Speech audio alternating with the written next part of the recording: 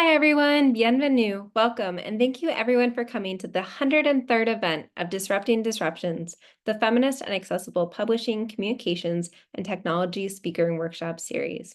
I'm Dr. Alex Ketchum, and I'm a professor of feminist and social justice studies at McGill and the organizer of this series. The Feminist and Accessible Publishing, Communications, and Technology Speaker and Workshop series seeks to bring together scholars, creators, and people in industry working at the intersections of digital humanities, computer science, feminist studies, disability studies, communication studies, LGBTQ studies, history, and critical race theory. I'm so excited to welcome you all. So some notes on accessibility. As is the case with all of our hybrid and virtual events, we have cart captioning in English. Today, provided by our captioner, Michelle. You can turn your captions on at the bottom of your screen. Today, we have a Q&A option available, so throughout the event, you may type your questions into the question and answer box, and there will be some time during the second part of the event for our amazing speaker to answer them. We can't guarantee that every question will be answered, but we're grateful for the discussion that you generate. While today is the last event for the fall semester, on January 22nd, Kat Brewster will be presenting Surviving Online, Computer Networking Histories, and Queer Record-Keeping Practices. And you can already sign up for that event online now, and it'll be an online event. You can find our full schedule as well as video recordings of our past events at disruptingdisruptions.com. So that's the redirect URL, disruptingdisruptions.com. The other URL is way too long to remember. You can also find our list of sponsors, including Shirk, Milieu, Rikef, and more. As we welcome you into our homes and our offices through Zoom, and you welcome us into yours, let us be mindful of space and place. As many of you know, past series speakers Suzanne Kite, Murphy, Jess McLean, Mel Hogan, and Sasha Lucioni have pointed to the physical and material impacts of the digital world. While many of the events this semester are virtual or hybrid, everything that we do is tied to the land and the space that we are on.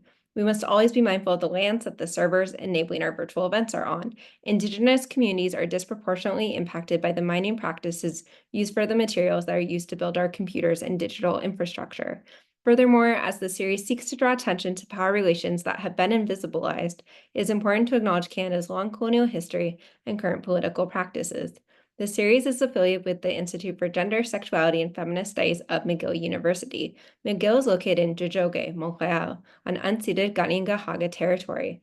Furthermore, the ongoing organizing efforts by Indigenous communities, water protectors, and people involved in the land back movements make clear the ever-present and ongoing colonial violence in Canada. Interwoven with this history of colonization is one of enslavement and racism. This university's namesake, James McGill, enslaved Black and Indigenous peoples. It was in part from the money he acquired through these violent acts that McGill University was founded. We see the activism on campus today, addressing the ongoing ways that the university is intertwined with colonial violence. These histories are here with us in this space and inform the conversations we have today. I encourage you to learn more about the lands that you are on. nativeland.ca is a fantastic resource for beginning. Now for today's event. Mattie Brice is an artist and designer working with contemporary social issues through play. She has been a culture worker with the games industry for over a decade as a critic, designer, activist, organizer, curator, and educator. Her creative work manifests as medium-agnostic games and play experiences from the memoir game, Mainichi, conceptual art like Eat, Performance with Empathy Machine, the speculative performances including the DAFRA Pairing Ceremony. Mattie's organizing work spans various scales, having co-organized the Queerness Games Conference, IndieCade, and Lost Levels. She now teaches at the University of California, Santa Cruz's Performance, Play, and Design Department, and her current work focuses on play as activism, speculative methodologies, design bleed, and social relationships of power. Please join me in welcoming Mattie Brice. Thank you so much for being here. Thank you so much for that lovely introduction. I appreciate it and all the setup. I'm going to do that thing where I share my screen and hope everything goes okay. And you all can let me know. Let me full screen this. And, oh, sorry. Hold on a second, sorry. There we go. And then let me find my notes. Perfect. How's everything looking? It looks great. It's great on our end. Awesome. Thank you so much. Hi everyone, I'm Maddie, and I really appreciate the invitation to come and speak with you all and share my work. And I really enjoy and am humored by the title of the series of disruptions because I feel like a lot of my work has been questioning the kind of disruptive nature of games, how the games industry has posed itself, and other sorts of narratives of how games play and various application of game design in many fields and disciplines, trying to question how that's being used, and is it being used in a way that is maybe in line with all of the progressive ideals and practices that we're hoping to do. So I'm just going to take you at first a little bit through my work and then start to kind of unpack what exactly is happening in this space, and also how can we begin to draw from a very transdisciplinary practice in order to kind of re-engage with how interactive technology in general is being used to kind of shape our world. Um, so now I'm going to attempt to go forward. Perfect.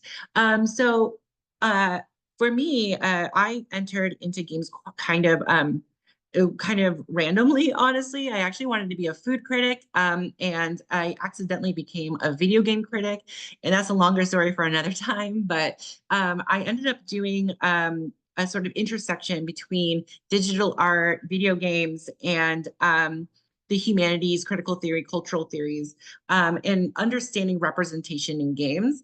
And what I started to, find when I arrived into the space is that there was this active desire for not only like games and the internet, but for culture overall to begin like changing, particularly when it comes to representation, diversity, what we might now know as DEI, but we didn't particularly use that phrase like about a decade ago.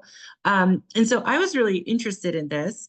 And because the idea of something transforming is always beautiful in general, but also I was kind of curious as to, well, how does like anything change? Like, what does it mean to change in general? What does it mean to change something or someone else? And what exactly is like the ethical, like kind of matrix behind that? And is it even really truly possible to change other people or other things through something like artwork?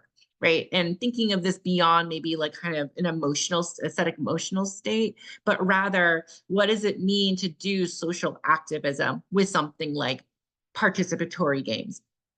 And so I engaged in a lot in a sort of DIY movement in games in about like 2012 era, and this was primarily led by trans women in games who are trying to promote accessibility in game design tools for all forms of authorships and all kinds of authors. Because as it probably still is, but definitely was about a decade ago, the games industry wasn't the most diverse place on the planet when it comes to its workforce and also the kinds of identities, subjectivities, and bodies it valued. And so because of that, there was a pretty consistent pattern on who could actually work in this space, get funding and support in this space, and what did it mean to make like a game at all. Like even the foundations of who can make a game and who can make it well was tied up in identity. And so I was really interested as a games critic, mostly as a journalist at the time, interested in this DIY maker movement because I thought like, oh, that's so interesting that there is a group of, people like queer folk who are trying to kind of change our understanding of craft and making in, a digital technology and interactive technology. And eventually, once you start kind of being around like DIY artists enough time, you're kind of like, well, I guess I can do it too because it is a DIY. So I'll DIY myself. And so I ended up making Mainichi with a game making tool called RPG Maker, which doesn't use or doesn't require coding. You can script in it, but for the most part, it uses natural language, what it calls eventing, in order to kind of create systems of cause and effect. And so I used it particularly as an experiment to make a game to communicate something very specifically to my best friend. And what I wanted to communicate to my best friend was, why is it that every single day I was incredibly depressed no matter what I did? And in particular, how the everyday micro and macro aggressions of racism and transphobia and queerphobia and sexism, being femme, kind of eats away at someone no matter what they try to do. And it took the form of games and familiar games for folks who are used to the kind of genre of games that this tool typically made. And it kind of turned it on its head a bit by not necessarily being about winning something or trying to kind of solve a problem, but in fact, kind of like encountering something that cannot be necessarily solved by individual action, but rather collective transformation.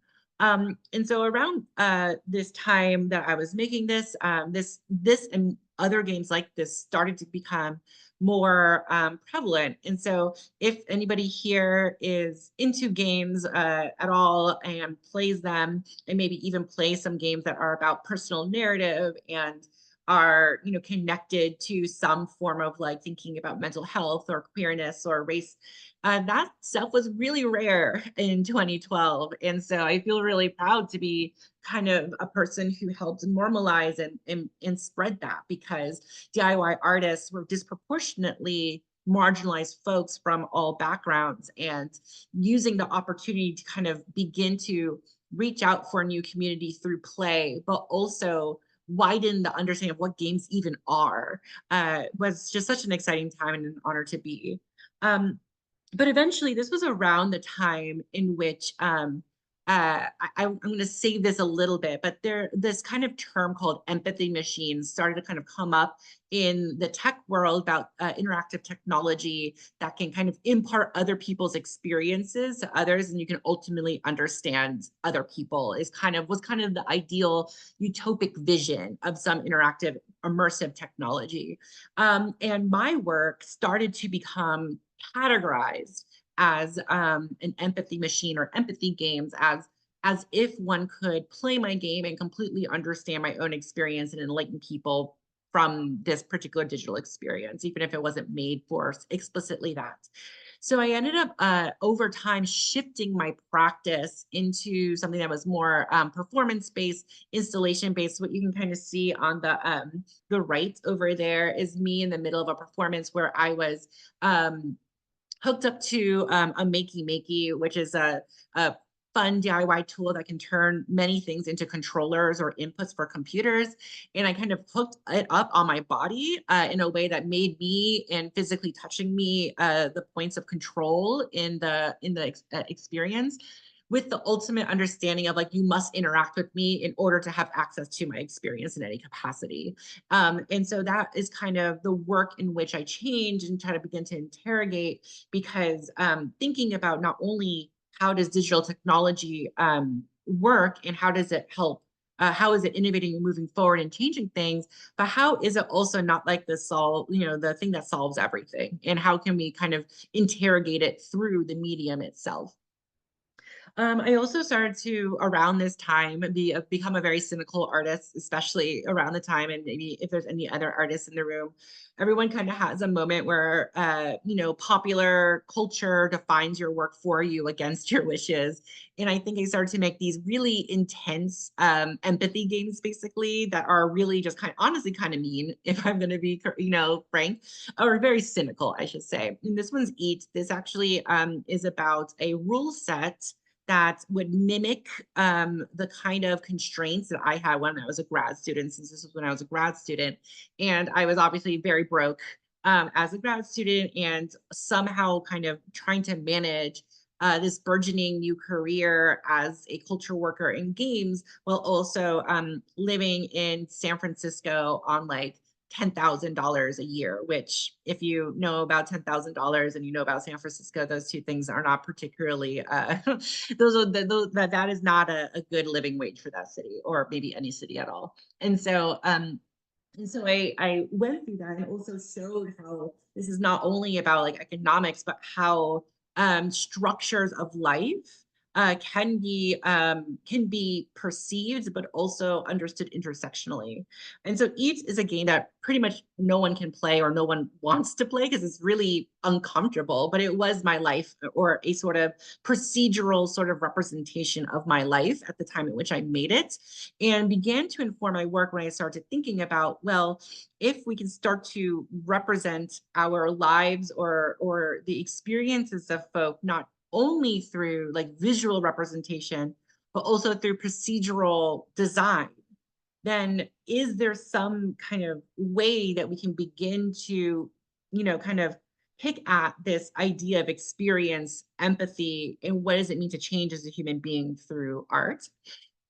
This was around the time to kind of go back to empathy machines, where virtual reality VR started to become like, it again, it used to be around in the 90s and became incredibly unpopular in the 90s after a while. And then it resurged in around 2013, 2014. And it is around the time where the term empathy machine came from, and how a lot of folks thought that it was the future. But there was the appearance of VR, particularly in games, since it was kind of like, the Oculus Rift kind of debuted in, the games industry and in the game sphere, how it was kind of seen as what will be culture setting for the rest of time. And obviously we know now here in 2024, we're still not all strapped into VR, so we know it didn't work again.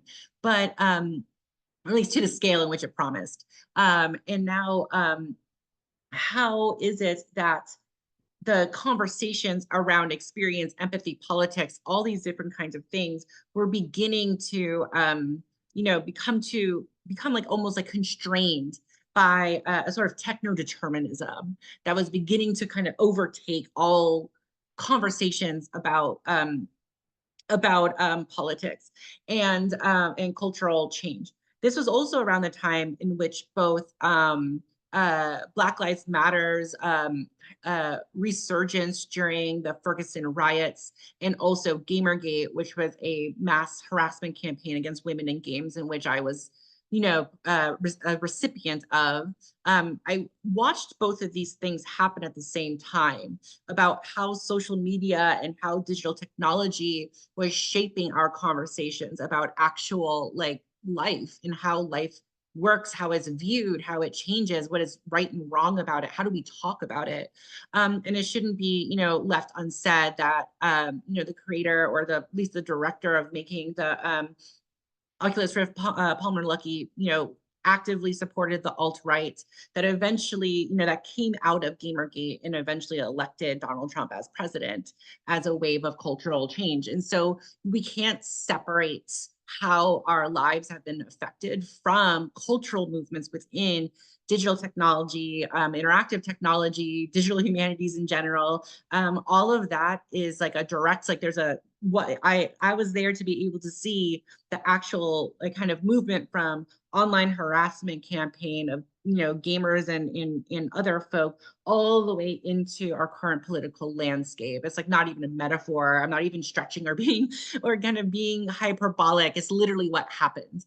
And so a lot of these values that we were kind of bringing here, E.O. Wilson coined the term Ermocene, which is the word I have here, the age of loneliness, which is kind of this idea of completely atomized experiences, how we are being kind of all encouraged to withdraw into ourselves, and not be or notice ourselves within ecosystems. And so for me, watching this as a culture worker, and also now becoming very disillusioned with games because, everything was kind of turned upside down and becoming very toxic and not really aligning with my work, I really rethought like, okay, well, what is it if games as a medium itself and the technology in which it's used or interacted with is so easily colonized by the interests of conservative neo-fascist ideology, then what's next? And I would say what came next, at least, is my experiments on thinking about how games and play have another like anti-techno-deterministic role to play. And the rest of my sort of research and what has eventually come up to me, has grown into the kind of research that I do now kind of starts here, particularly thinking about what does it mean to decolonize games, decolonize play, and what is the generative form of what comes from the conversation of thinking in those terms.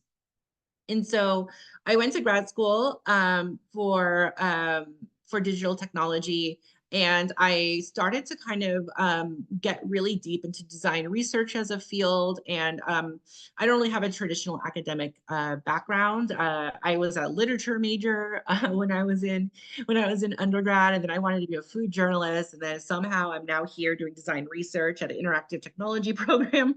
And so I was really digging into, well, what is it that we can use to start thinking about what does it mean to change through interaction? Because I think that there was this sort of assumption that because digital technology and games are just new and interesting and popular, that they must be doing something. And while that is technically true, it doesn't necessarily mean it's doing the thing that we want it to do. And so I started to make a series of speculative designs, thinking about how we can use play as a method of self-transformation. I liked to, and this is also as we're beginning, I'm trying to bring back my food interests, which still kind of bewilder all of my colleagues who like kind of find out about me and my relationship to food and how I'm kind of always trying to connect back to it in some capacity. Where I created this speculative design where we role played a sort of dystopic future where all folks must register their relationships with the government. And it's like a kind of play on a sort of like, fascist feminist government, sort of like a parody as the people who fear feminists in government. And the point of doing this sort of exercise that you see here kind of visually is intentional relationship making, which is what I was really interested in this time. I began to move a lot of my work from the concept of empathy into intimacy, and how moments of intimacies are inherently transformative and really difficult to kind of either replicate or ascertain or engage with, especially on public platforms, because intimacy maybe by definition is very non-public and non-accessible, if you will, right? It's intimate. And so it was about a intentional relationship crafting, thinking about consent. What is it? What is the utopic? And I'm also coming from, a perspective from like, what is like a queer kind of utopia? What is like a Black utopia? Like, what is all these sorts of like intersectional, radical new realities that we're trying to manifest? Like, how do we do that? And so I started to make a lot of these little play experiments, and I loved to make ritual around play sealed with food, since I find food and ritual so just like hand in hand, and how play can manifest in our day-to-day lives. And so I started to kind of go along that route, particularly with the sort of participatory design perspective of what does it mean to not only design something for others, but what does it mean to design for the self? And what does it mean to design not for the sort of like speculative other, like, if anybody here has ever done design work or learned from design, you often get this sort of sometimes like, what's your target audience or whatever, and that's very abstractive, right? It's like, who is a speculative person that could be interacting with your work? But instead, what does it mean to make work for like people you are intimate with? How does that change design? How does that change the process of creation? And how does that change the process of facilitation? So I started to realize during this time that I had been already working in this way, particularly around topics of like emotional labor and how was starting to become more of a term and used around this time, and thinking about what it means to be a marginalized person in multiple different like scales of either industry, culture, nationality, institution, being marginalized in all of those spaces.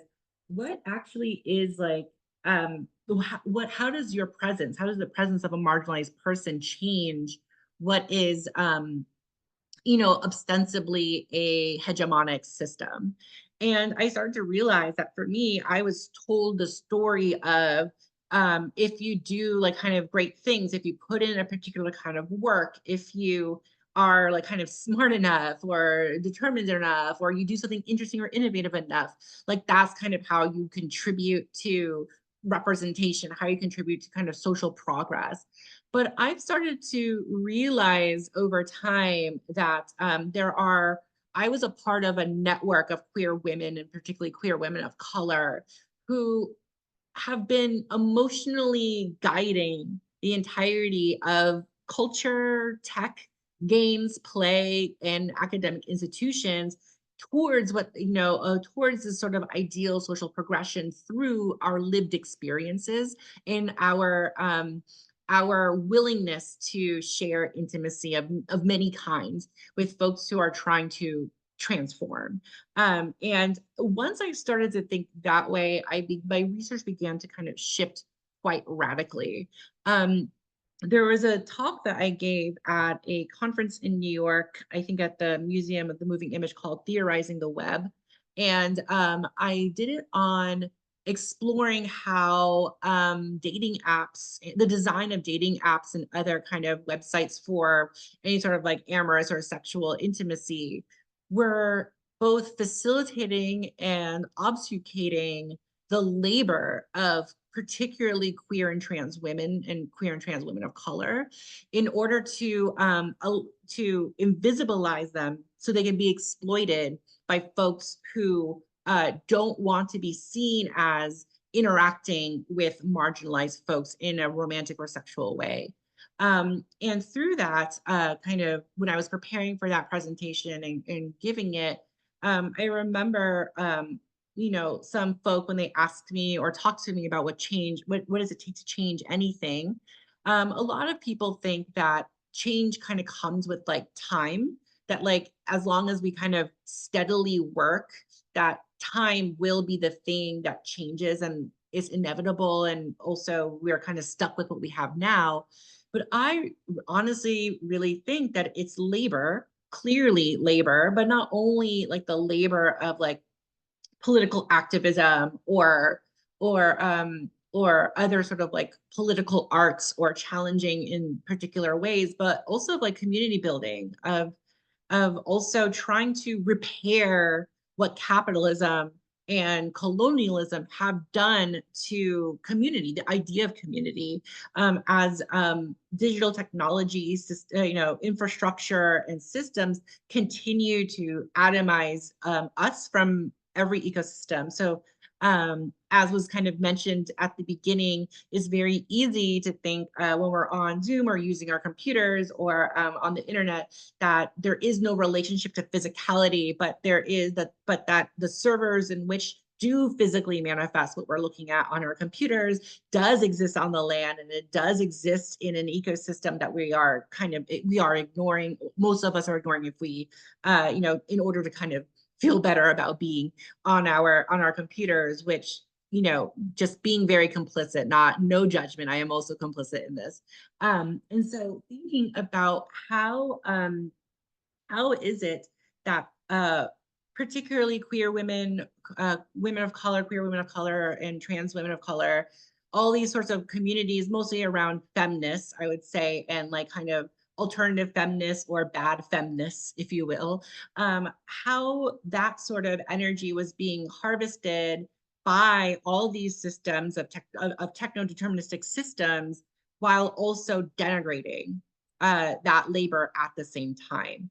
And so if you were not the golden child wonderkin with the innovative idea that was mostly a sell on new technology, and we've been seeing this over and over again, right? We had VR, We had metaverse, we had NFTs, we had crypto. We currently now have a very particular strain of generative AI, right? There's always some form of innovation that's here to change the world for what is assumed to be the better. But yet it is actually these emotional and sexual labor networks that are helping guide society and culture and all these various subgroups into the direction in which we're looking. However, of course, as a lot of folks who do look into this sort of work, if we were to actually pay people or respect the labor of folks who do any sort of care work, emotional labor, or sexual labor, the economics of our entire system would just be would be very, very different than we currently see it today.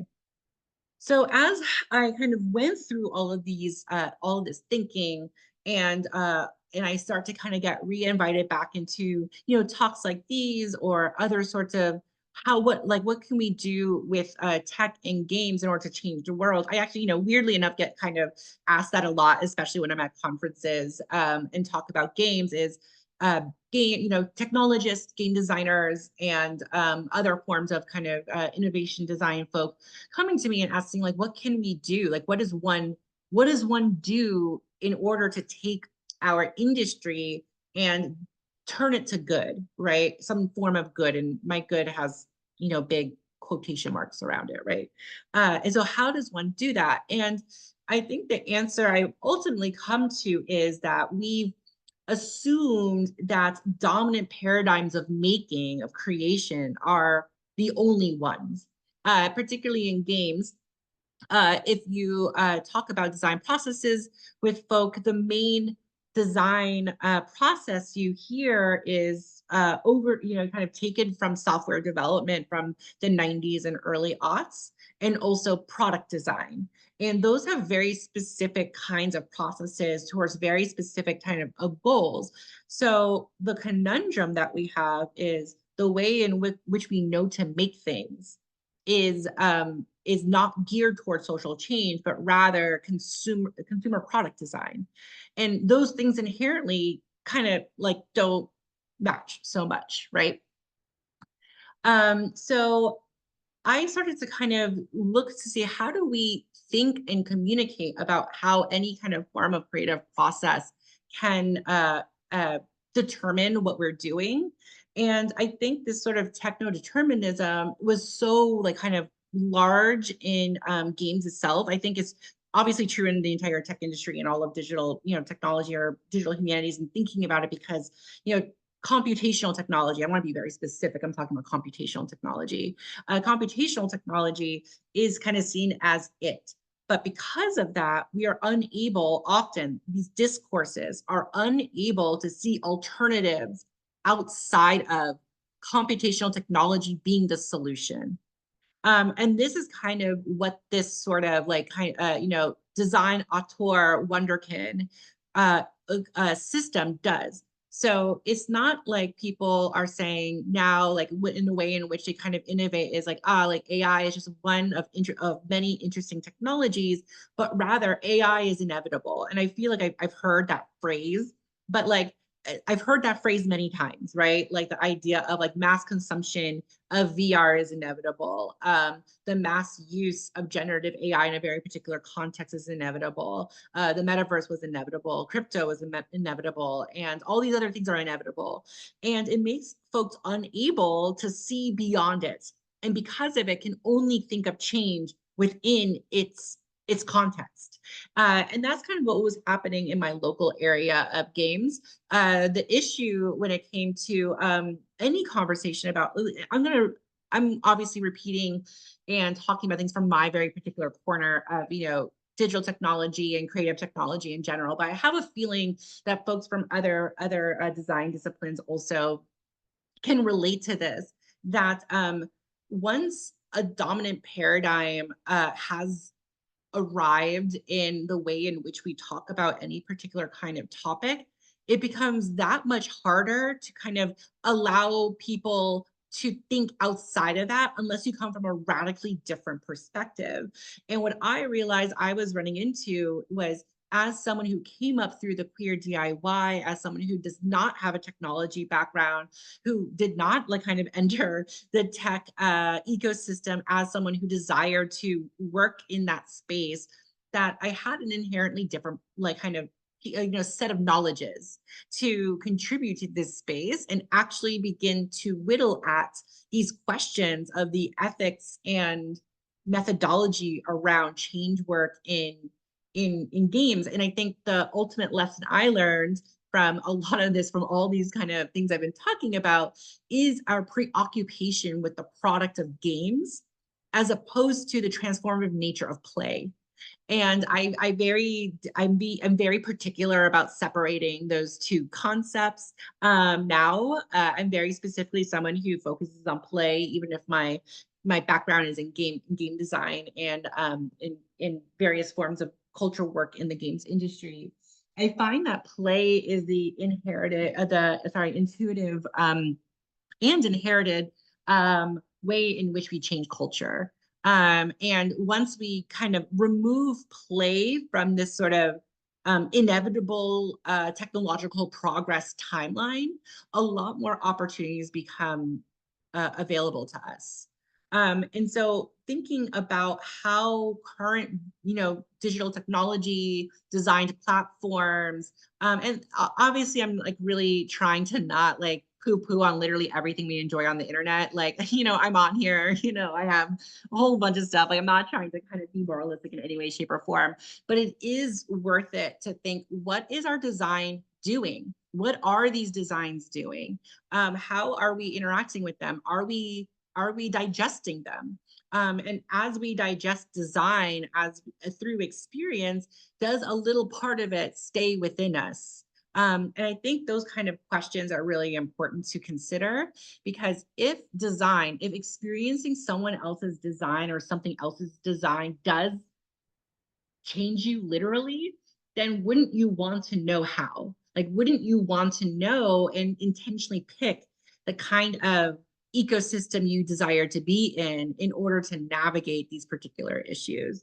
And that's what became really important to me, as opposed to kind of getting into the sort of moralistic, like, this is bad technology, this is good technology, et cetera, which is just not particularly useful, especially if you do have an inclination for political activism or activist change within technology.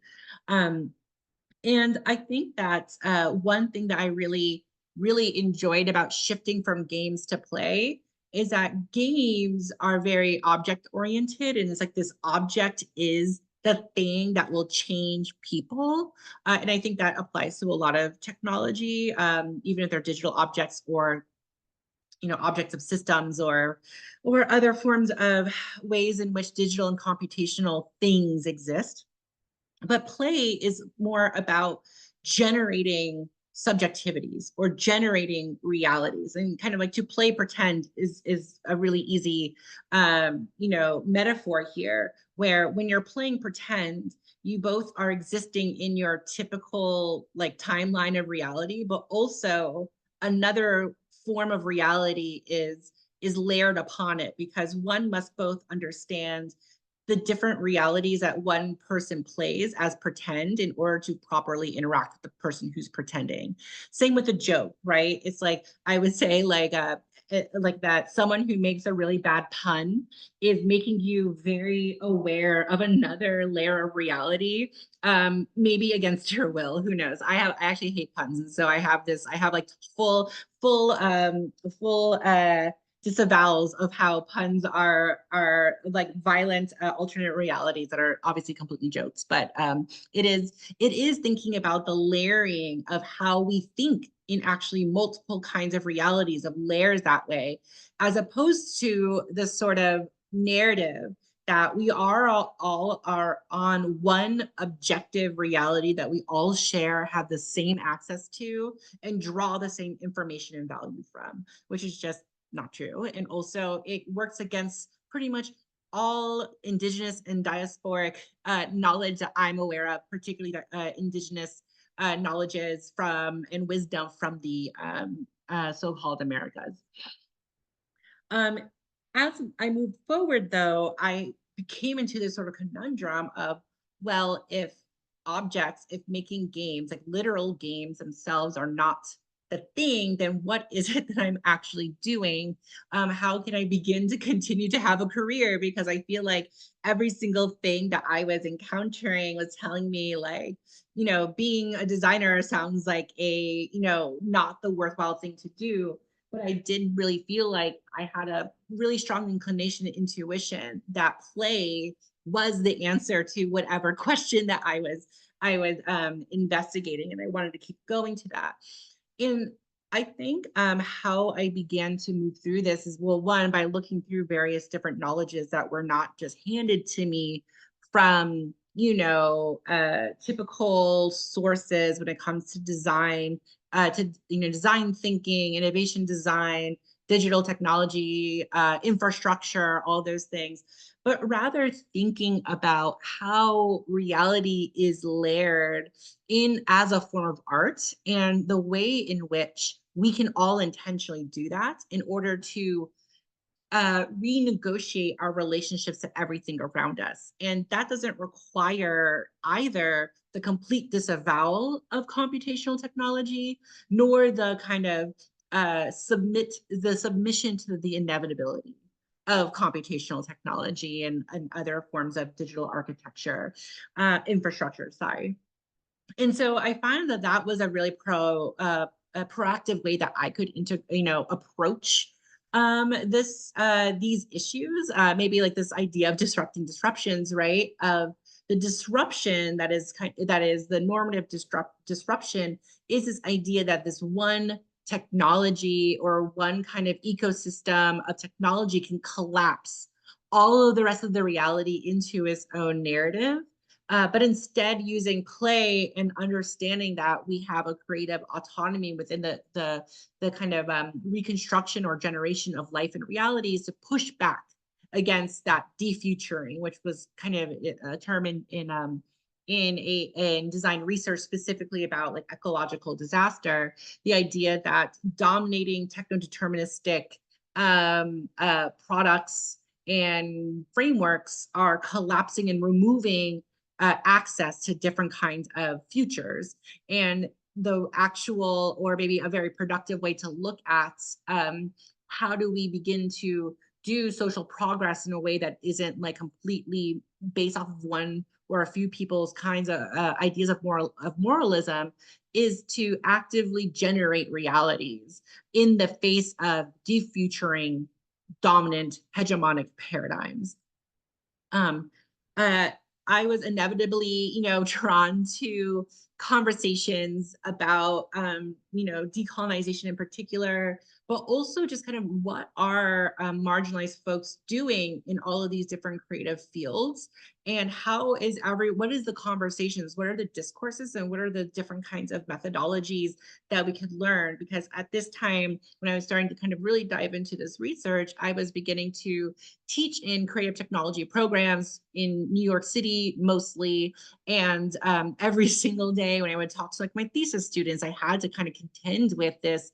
What are we doing here? How are we doing it? What does it mean to kind of intellectually understand that the way in which like the design world and also the tech world, how it's structured is something that needs to be contested, but also it's really difficult to think beyond them as it is our discipline. How do we begin to kind of move around that and understand how to generate our own different kinds of knowledges from marginalized locations, especially to kind of avoid appropriating various indigenous and diasporic knowledges that we maybe not have access to, permission, or honor, or can kind of reasonably honor.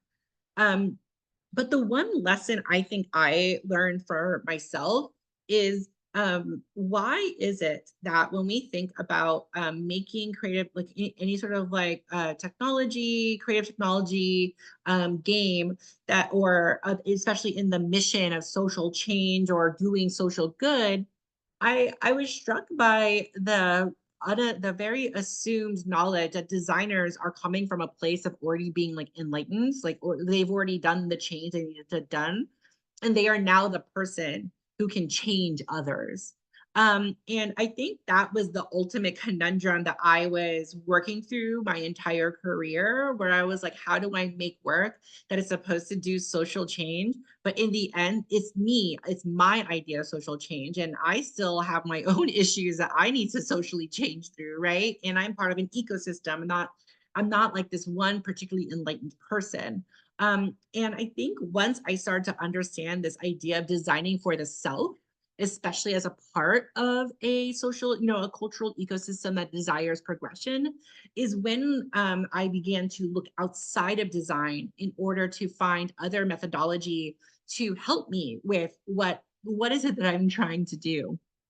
The first, I would say I was inevitably led to a lot of performance work by feminist and queer and POC performance artists, and in particular, how their performance shifted from, I guess one would say, like the auteur of the modernist, the peak of modernist and postmodernist performance, and in particular, the rise of social practice, and social practice being a form of like kind of performative art that is more about the work of life, or the life of work, one might say, and thinking about how is it that we are already generating these sort of aesthetic realities through unassumed work, especially coming from, I would say, 60s and 70s, like feminist critique of the kind of wunderkind art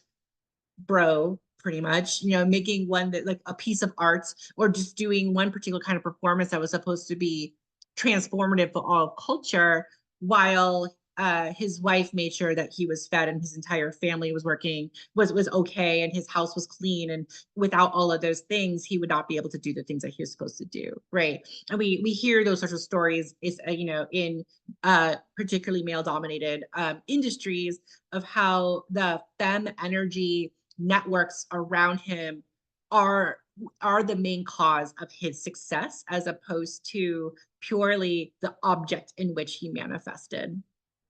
And I thought that was very transformative for me in particular, especially because it was a perspective on like kind of creative practice as living. And because I exist now in today's time, that living is with technology, and it also is in technology. So it didn't feel like the sort of like, I did feel like I would have to kind of like renounce technology eventually. I was like, am I going to become the next Luddite, And I would say I am kind of actually a Luddite, but maybe in a different context, because Luddites were very anti-capitalist, and we'll go down that road some other time. But I was wondering, like, is my solution to renounce technology? And as someone who understands systems, and if you are researching or studying digital humanities, or any kind of the design of all of the things around us, you'll start to notice that everything is within systems. And of course, cultural theory, feminist thought, queer thought,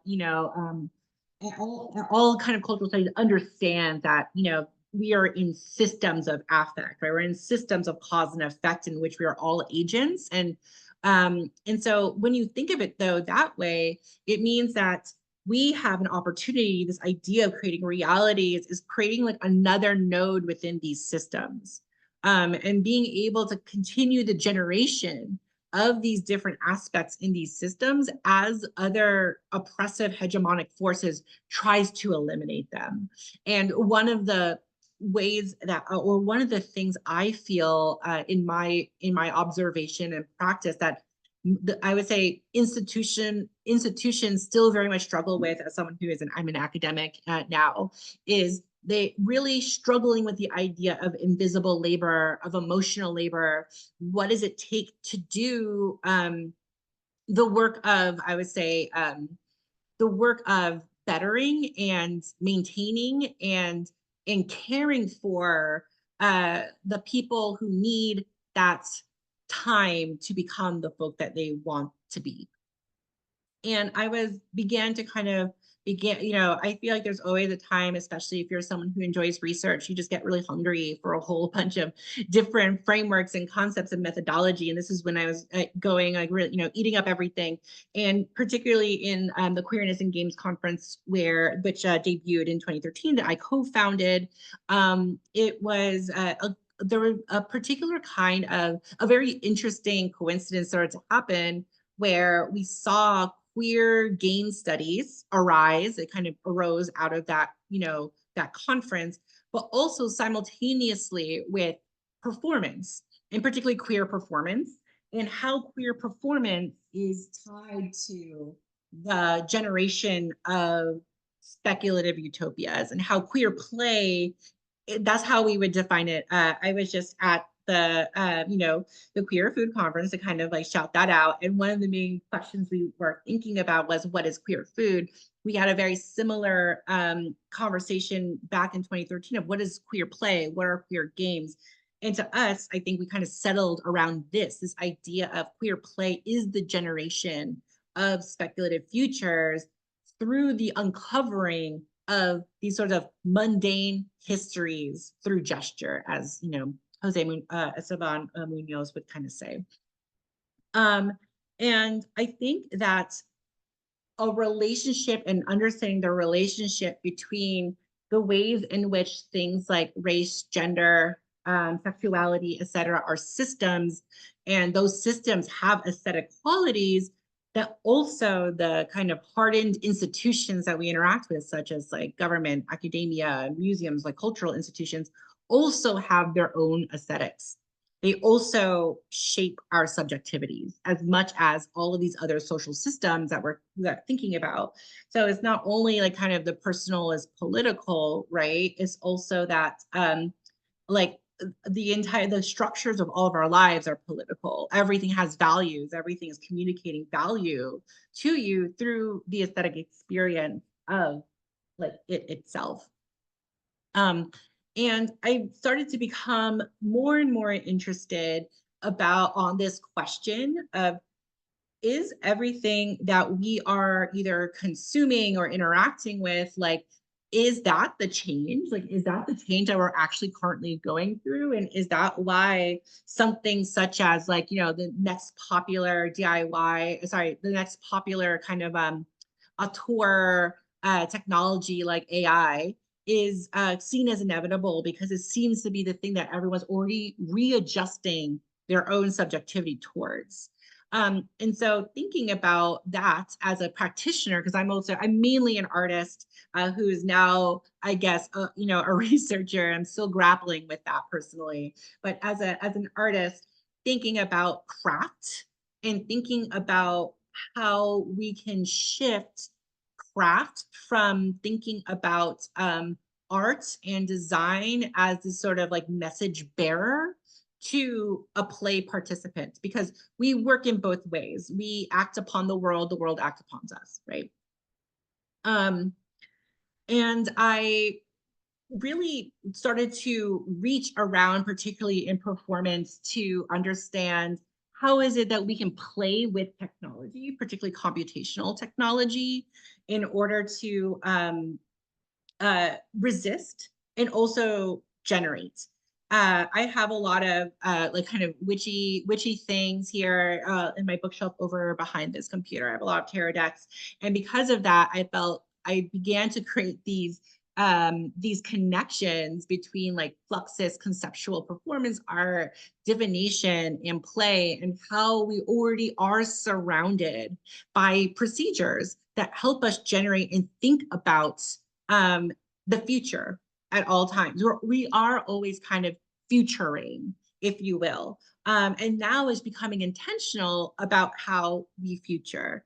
And so I'm just going to kind of leave off here with the whole thing that I have. But what I kind of want to like kind of leave here, and also think about how we continue to engage with computational technology, digital infrastructure, other interaction designs, is our way of resisting, or it's not only a way of resisting it or trying to feel like we have to kind of mold into this sort of like right way of interacting with something, but also to play in order to create that new possibility. Because without that, we are more in a dismantling procedure without the recreation aspect. And I think that play is a wonderful sort of like reincarnation process for rethinking all of the things that we're interacting with, but into the sort of ideal or utopic futures that we're wanting. And so I appreciate that you all listened to me. That's it from me. Thank you very much. Hope this is all good. Thank you so much for that wonderful presentation. And I really appreciated your kind of final note and words about the power of play. Very uplifting as well. And thank you for the shout out for the Queer Food Conference. And I also want to, I didn't say this in the beginning, but thank you also to the Queer History Month on McGill for also co-sponsoring this event. So for folks who are here, please, I encourage you to add questions to the Q&A box below, and then we'll read them aloud. And as we're awaiting folks to write their questions into the Q&A box, I have a question to kind of start us off, which is, I'm wondering if you can speak. I'm actually really curious about the conference that you organized and kind of the Queerness and Games Conference. I know you spoke about it a little bit, but just kind of like I've heard so much about its legacy over the years, but I'm wondering if you can speak about that conference a bit more. Yeah, totally. So the Queerness and Games Conference was a sort of inevitability of the queer DIY kind of arising. And so all of a sudden in 2012, first of all, I need to say this, queer people have been making games for a long time. Their shareware cultures in the 90s in particular, super rad, super queer. I don't want to make any assumptions that I am suddenly a new queer making new games. Okay, just to make sure that that is.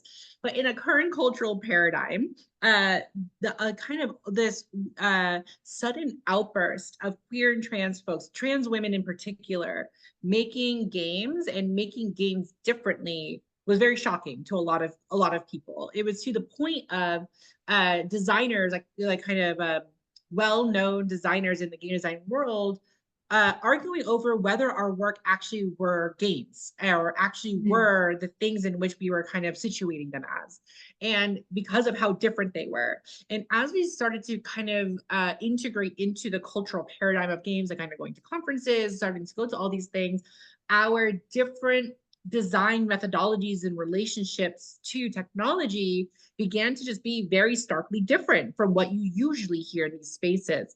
And so it was a bit of an inevitability that, you know, folks who are, there's a very large kind of like, especially at that time, comparative literature sort of folk in the game space, because game studies has been an emergent space, but a lot of folks come from like media studies or comparative literature or now digital humanities, and we're like, well, I'm queer, I know queer theory, and I'm seeing some things from over here. Why not those two things together, right?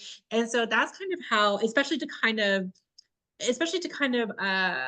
let's say mark the significance of what was happening. And so I think that the Queerness and Games Conference, which happened, debuted at UC Berkeley over here in the Bay Area, and what its mission was to do was to think about games not only from, I feel like, a queer context, but also what does it imply that games could be that we don't currently do.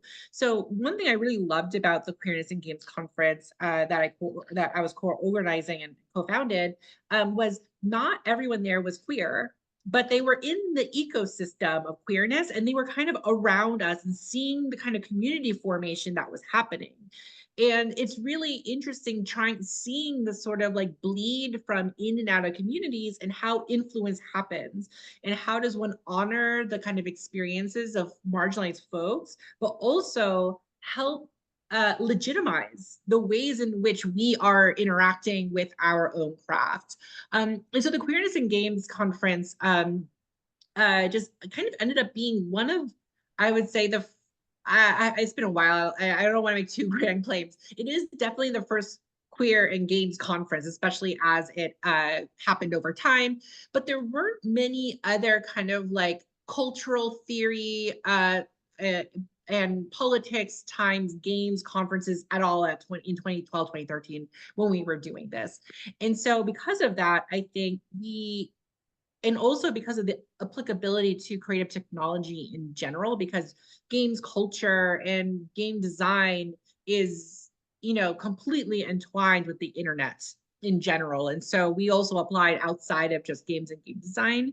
I think it was just a very generative space because I think the first theme of that and the kind of emerged out of all the kind of the proceedings, if one will, of that conference was um, how is queer play utopic in a way? Like how is it helping us become or generate utopias? And that was kind of like a gesturing towards utopia was like the phrase of 2013, Queerness Games Conference, and also 2014 and on. And I think because of that very like kind of radical and exciting sort of phrasing, I think that is what kind of cemented its sort of place in this sort of ecosystem. And even if it has been over a decade, I still think that is at its core. Amazing. Thank you so much. And while you're speaking, we got two new questions from audience members. Esli, do you want to read Magdalena's? Yeah, so Magdalena asks if you could remake Manaki. I'm sorry if I'm saying It's that. Mainichi. Yeah, it's really good. Mainichi. If you could remake Mainichi today or make it for the first time now after everything you've explored in the last few years, would you change anything? That's interesting. So I specifically made Mainichi for just my best friend. It actually is an audience of one artwork. And it was really, I think, a time and place sort of thing. And I kind of released it on the internet just because I was like, hey, everyone, I made a game too, because I wanted to be a part of stuff that was going on at the time. And it just accidentally happened to be, I guess, really good or enlightening. And so I didn't mean to become like an international artist from that game. But so there's an aspect of me that says, no, I wouldn't. And to the chagrin of many digital historians, because I'm not updating it, it is currently becoming harder and harder and harder to play it because is made out of a very anachronistic technology. I don't think anybody with Macs can play it anymore, which I'm sad about, but that's update culture, I guess. And so there's a part of me that maybe because of what I know now, I feel like I am hesitant. Here, I have the proper answer. I would say yes, if I just made it for my friend. I would, yes. If I was only making it for my best friend and then did not release it at all, I would remake it. And I would make it more based off of the ritualistic aspects that I was beginning to explore, but didn't realize I was exploring it originally. I would make it more about ritual and understanding how are we co-creating our own shared realities and what could be different based on our rituals, but more intentionally now. So I probably would have had a little bit more of a transformative kind of perspective. At the time, I was a culture critic. And so I was more on the critique side of things. And so I was like, oh, can I make a game as a form of critique? That was also an aspect of it, to critique all the design conventions that I was interacting with Mainichi. And so I made it less about transformation and more about reflection and critique at that time. And while obviously critique is still really useful, obviously I've been using critique this entire time, so it's not gone from me. But now I'm just a little bit more centered on transformation. And so I think that would be the difference. But I wouldn't remake that Mainichi for the world. I would say that's what it is. That's what it should be. Awesome. Just briefly, are there any like emulators that people on Mac can play it with or no? It used to be someone like when I released it in 2012, someone made like a wine wrapper or something. I don't know. It wasn't me. It was just like a random person on the internet being like, I like your game. I want it to be available to people who play Mac. Here it is. But I don't know them and they're not employed by me to do that. So if there is some digital archivist aspect, things going, I do know that there are queer game archivists, historians who are kind of like raising the alarm bell about all these things. So it's possible they have taken care of it, and it is happening. But I though it wasn't within my purview to kind of make that. So if someone else has been doing it, sure, but it's not coming from me. And so hopefully I really desire people who have Macs to do it, but it also kind of shows how the march of technology is like a complete marriage to obsolescence, and the destruction of its own past and maybe memory. And so, yeah, I think and I hope that it's being archived. I still technically have the file. It is hosted on my old website, but that website has not been updated since like 2015. Okay, awesome. We have another question from an anonymous attendee who writes, "Thank you for the great talk. I was wondering if you could speak to how you feel gaming culture has evolved since Gamergate. Also, do you have any favorite games from the past few years?" So if someone's looking for Rex. Of course. I would say it's hard to not think about games in the past few years through the lens of the pandemic. So when the pandemic hit, I was in New York City, and so we were locked down. And I personally did not like leave my home for public things for about 2 years. So that very specific that specific period of time is a very interesting games time. One, especially within like kind of the realm of my talk, I feel like a lot of people who wouldn't have originally played this game did because of the pandemic, which was Animal Crossing, which just happened to also release at the time that the pandemic, that lockdown came into effect, particularly in New York. And so I have a lot of, especially, it felt like I was living some form of community and life through Animal Crossing in a way that I can't articulate anymore. That I find really interesting. It's not that Animal Crossing itself is so interesting that like it itself is ingenious, but rather the kind of synchronicity of it in particular coming out when it did, how it did, and for the things that we all needed, I feel was like, whoa, okay, I have to really think about kind of how play can kind of weave into our lives. But I've been right now replaying Paradise Killer, which is a vaporwave murder mystery that is just really fun and weird. I recommend everyone to play it. It's very bizarre, but I like it, and I have recently been playing it because actually I returned to it to be thinking about like kind of like digital folklore, and also just the ways in which the ways in which communities online create folklore in various formats. So one example of a sort of folklore that I like is if anybody here engages with fan fiction, at any point of your life, something that I've always found really interesting is how fan fiction writers are able to create like crystallized identities of characters outside of the canon. That somehow everyone also still agrees that this character is like this kind of ecosystem of personality traits, even if it does not exist in canon. And so it's kind of like this sort of digital folklore that I really appreciate. And I also think that like design conventions or thematic conventions in games also build up like sediment in a very similar way. And I think that Paradise Killer in particular, it's a silly, weird game. I really appreciate it. But one thing I really like about it is how it shows you like one person or one group of people's utopia being everyone else's like extreme dystopia, and in a way in which that dystopia is so normalized that the characters kind of don't comment on it in a way. And it's very interestingly reminiscent of like the, political and technological elite that we integrate ourselves with these days. And so I feel like it's a worthwhile, weird recommendation. You had the first part of your question, I completely forgot. Can you remind me? Yes, for sure. The other part was about how you feel gaming culture has evolved since Gamergate. Yes. So one positive aspect of what happened in early part of my career, which is like 2011 to about 2015, is that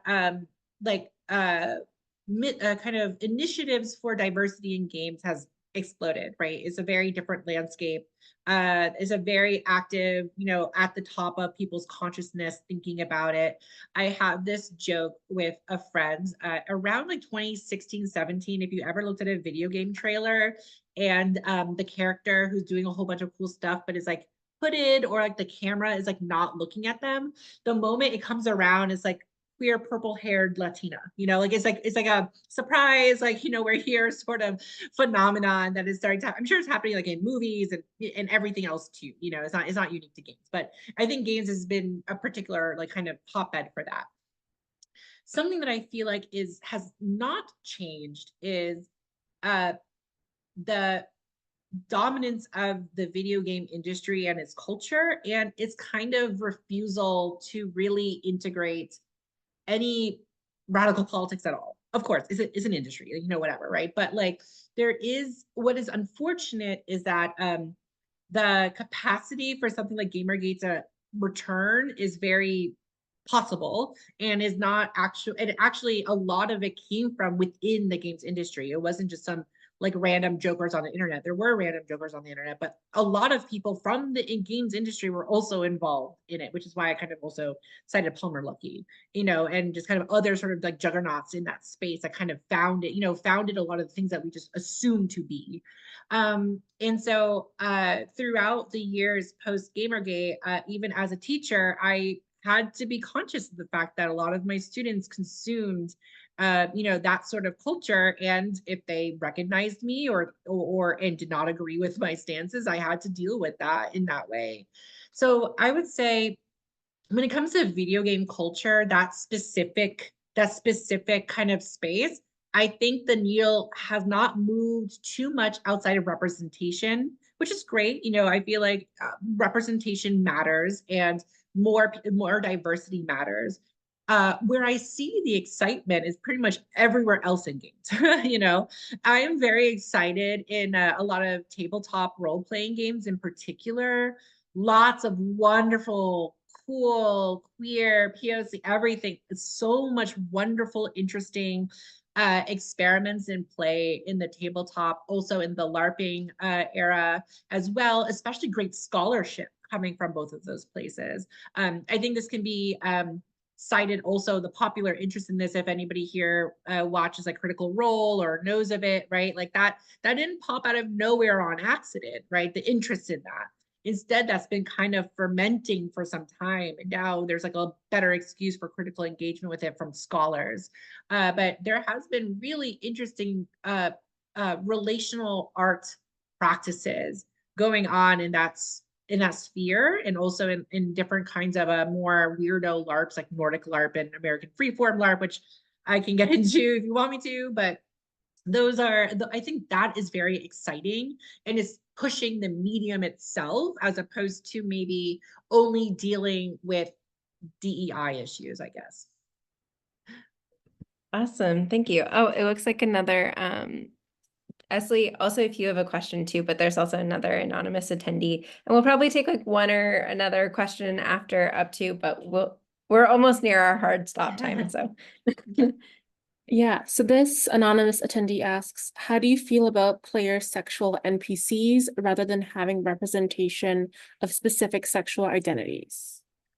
Yes. I'm going to throw out an assumption that you might have played a lot of Dragon Age games, because this is kind of what's going on in that particular series. But I think about this a lot because representation sounds like obvious, or as it should be simple, right? Just represent a thing or a person. But especially in an artistic medium, representation is its form. It's like it's a formal thing. And so that means representation is not only just the depiction, but the role it plays in the aesthetic formation of it. So in a games, the aesthetic formation of a game, and sorry to use silly language, I'm so sorry, but I'm just like kind of thinking impromptu, but like the way in which games communicate their feelings is through play. And play tends to be connected to interaction, use, why am I interacting with this? How can I use this for my own particular creative goals? And so I used to get consulted for representation in games, mostly queerness. And I remember, I can't say because, you know, NDA, blah, blah, blah, blah, but like, I remember sitting down with this writer who wanted to represent a trans woman and was like, I want to figure out how to do this. But to him, he was like, well, how do I represent a trans woman in a narrative? And the first suggestion he had was like someone walking in on this trans woman while didn't have clothes on, because that is how you represent, right? But like, what is actual representation? How do you represent sexuality? Right? Like there's a difference between kind of like the culture attached to something like queerness, like the queer aspect, obviously inextricably linked to sexuality, but you know, queerness as a culture, and then like the act of sexuality, right? And it's difficult to really navigate, well, what does it mean to like, how do you represent that? And also what is fair and equal representation in a game with when sexuality is pretty much an infinite thing? And so I feel like it's a double-edged sword in the sense of, I think like player sexuality, if you will, which is for folks who are unfamiliar, where if you're playing a game that has like kind of romance interests in this narrative, that means all of them kind of, no matter what your sexuality or gender is, they kind of are it. So you have the option of interacting with them that way. As opposed to having set sexualities, as opposed to, you know, like this person's gay, this person's blah, blah, blah, bi, whatever. I think player sexuality is, especially for consumer entertainment, is just more honest for the aims of games, which is we're here to please you as a player. You know, like that is, I feel like it's just more frank in that way and doesn't pretend that it's not doing that.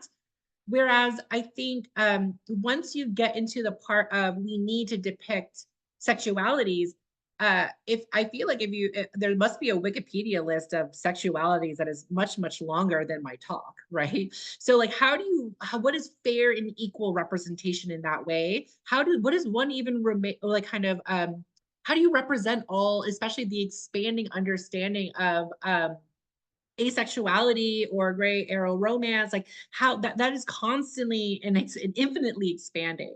So in a way, I honor, I guess, player sexuality, because it kind of just in a way says, you know what, we can't actually honor real life in this way. Like it's kind of impossible, and it's also not what we're trying to do. But also I think I urge folks who are looking, queer folks in particular, who are looking for representation, to try to look outside of popular culture and look at autobiographical work, which does a much better job at representing the complexity of queerness in particular, especially outside of sexual acts, which is ultimately what like representation of particular sexualities in games tends to be, is who does this person sleep with? It isn't about queer culture, right? It might be about like discrimination or something, but like, you know, you know, outside of that, like it's about like who sleeps with who. And while that is technically important, it's not really that, that doesn't sum up queer culture or queer identity. Awesome. Thank you so much. Esley, did you have any questions or? No, I was actually also interested in the Gamergate aspect, as I had written a few things about kind of like incels and their worldview. Oh, So yeah. that definitely connects. It's really interesting to see how it's changed.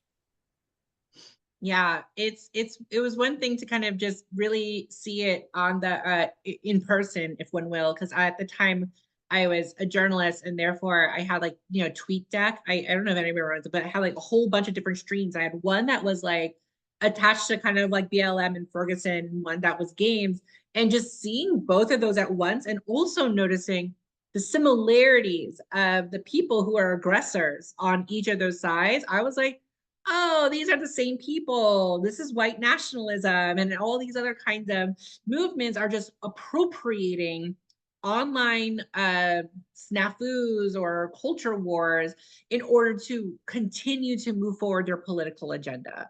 And so Gamergate, or people who are gamers who really thought that like, well, who are kind of misaligning their grievances with consumer culture with feminists, basically saying, well, it must be feminists that did this, except that like most feminists were kind of like, we're just like media journalists, we're not very rich, we're not very influential, we just have a platform on the internet. Thinking of like that by dismantling that, they are going to be kind of applying the solve that they want for all the problems that they're feeling.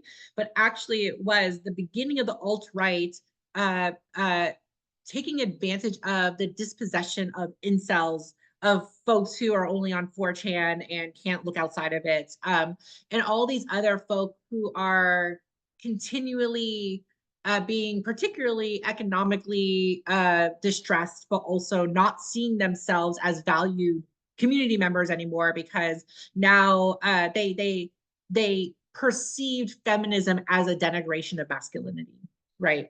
And so I think that all of these sorts of interlocking things happened at once. It was very wild to watch it up close, and also very wild that some people still are kind of like, was it real? I heard about it or whatever. It's really interesting to know, especially my students now that I teach in undergrad are kind of like, I think I heard about it. Like, what was it? Or did it matter too much? And I'm just like, wow, yeah, it's hard to describe the ways in which our culture is different from this very specific thing. And if I could just go back to 2014 and just be like, figure out how to destroy the digital infrastructure of Twitter, I would, because like I feel like that is kind of what was needed at that point. Awesome. Well, thank you so much, Mattie. I really appreciate your talk today, and thank you for your generosity during the Q&A. And thank you everyone for attending, and for folks who are watching the recording, thank you also for watching the recording. I want to thank you all for coming to this event. I thank you, Esley, for doing the tech. Thank you, Michelle, for doing the captioning. Thank you to our funders. And yeah, our next event will be in the winter. So thanks, everyone. I hope you have a great rest of your day. Thank you, everyone.